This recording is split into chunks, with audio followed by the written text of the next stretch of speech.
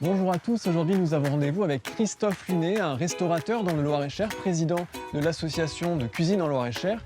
Avec lui nous allons parler de Saveur 41, une plateforme mise en place par le département qui recense 400 producteurs et artisans et une centaine de restaurateurs.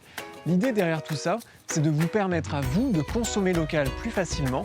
On en parle tout de suite avec lui dans sa cuisine. Suivez-moi.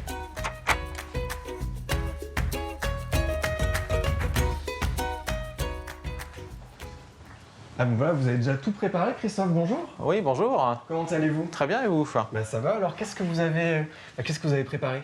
Alors, écoutez, là, je vous ai préparé un petit assortiment de légumes que l'on trouve actuellement, hein, puisqu'on est dans l'automne.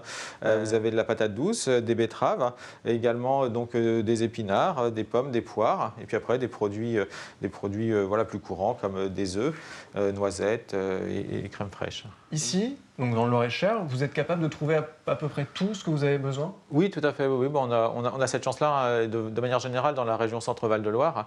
On a une grande variété de produits. Donc ça va en effet, des légumes, les œufs, mais il y a également la viande, les farines, les huiles, voilà, les noisettes, les noix. Enfin voilà, on a vraiment beaucoup de produits. Aujourd'hui, les producteurs s'organisent pour nous livrer. Hein, par exemple, vous avez Anne Lamy qui nous fournit les œufs, qui va nous apporter la crème fraîche en même temps d'une ferme qui se trouve à côté de chez elle, et les escargots aussi. Anne est du côté de Vendôme, donc quand elle vient, ça lui fait une heure de route à peu près. Alors, en ce moment, on peut manger, bien sûr, comme on l'a montré, les potimarrons, la patate douce, les carottes, les navets. Il y a différents types de navets. Après, ce qui est important, c'est d'avoir conscience, parce que c'est vrai que l'hiver, même nous, hein, en tant que cuisiniers, on se dit, tiens, on a moins de légumes à travailler que l'été. Mais ce qui est important, ce qui est intéressant, c'est qu'on peut travailler les légumes de différentes façons. Voilà, le potimarron, vous allez pouvoir faire un velouté, mais également une purée, voire des frites. Enfin, voilà, il y a plein de façons, des pickles. Enfin, voilà, il y a plein de façons de travailler les légumes, et c'est ce qu'il faut faire afin de pouvoir varier les goûts. Pourquoi pas nous montrer ce qu'on pourrait faire justement avec un potimarron? Si on prend celui-là, qu'est-ce qu'on pourrait faire avec? Là, je vais vous montrer par exemple comment lancer un velouté, hein, tout simplement. Allez, ok. Une des inquiétudes du consommateur lambda, c'est de se retrouver à manger tous les mois d'hiver la même chose, de façon répétitive, et que du coup, c'est pas très drôle, c'est pas très fun. Qu'est-ce que vous pouvez dire face à ça? Je pense qu'en fait, il faut que les gens se rassurent. Déjà, la cuisine, on n'est pas obligé de faire des choses complexes. Hein. Il y a ce qu'on voit dans les émissions à la télé, hein, je dirais, où on voit de la gastronomie, de la haute gastronomie, donc c'est très complexe. Après, la cuisine, ça reste assez simple.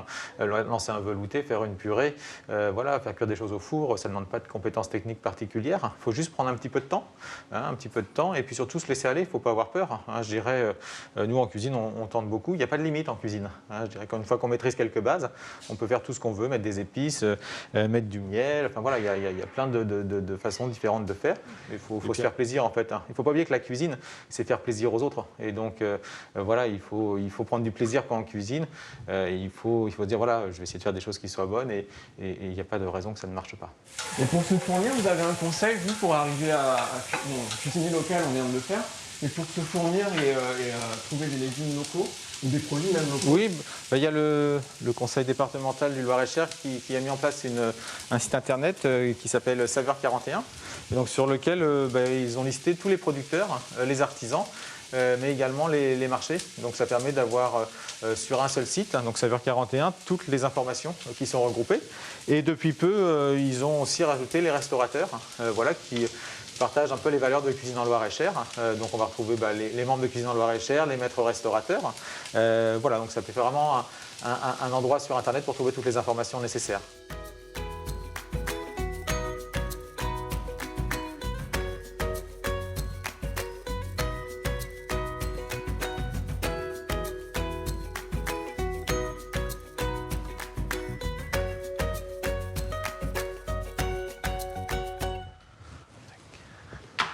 Ah bah super. Et voilà le velouté de potimarron. Merci beaucoup. Simplement. Bon, c'est vrai que c'est une des choses dont on n'a pas parlé, c'est que manger local, ça coûte pas plus cher. Oui, tout à fait. En fait, hein, contrairement à ce qu'on pourrait imaginer, s'approvisionner localement ne coûte pas très très cher, pas plus cher en tout cas.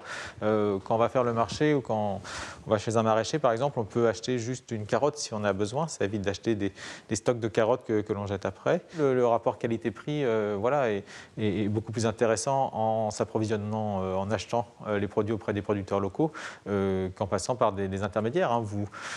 Puis il ne faut pas oublier une chose aussi, c'est que quand vous achetez directement auprès d'un producteur, il n'a pas d'intermédiaire. Donc voilà, même pour lui, la rentabilité est meilleure. C'est excellent.